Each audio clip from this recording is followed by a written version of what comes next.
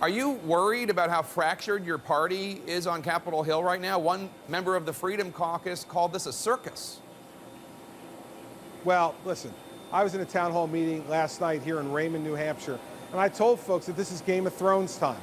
This is an inside Washington, D.C. game that I have to tell you the truth, Jake, nobody in America could care less about. They don't care who the speaker is going to be. What they want is a Congress who's actually going to do something. It's going to reform the tax system and put it on the president's desk. Reform, repeal, and replace Obamacare. Get it on the president's desk. Defund Planned Parenthood. Put it on the president's desk. Have the courage to make the president veto those things if that's what he's going to do. Then the American people will at least see Congress is working and trying to get things done they promised to do. But as for this Game of Thrones business, nobody cares. They could care less, Jake, and so could I.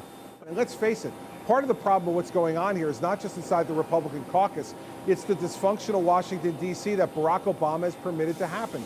This is a guy who doesn't have relationships with Democrats in Congress, let alone Republicans. That's not the way I've done it in New Jersey, and I will take the strong, bold steps that are necessary to bring people together, and I've done it in New Jersey. People have seen it with Democrats. I can do it in Washington. Senator Marco Rubio has been criticized quite a bit by Donald Trump and Jeb Bush, among others, for missing a lot of Senate votes.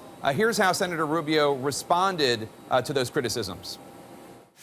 These votes that are happening in the Senate, we're not going to be able to make a difference unless we have a new president and a better president. That's why I'm running for president.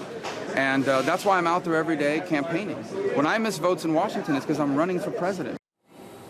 Is that a valid excuse, you think?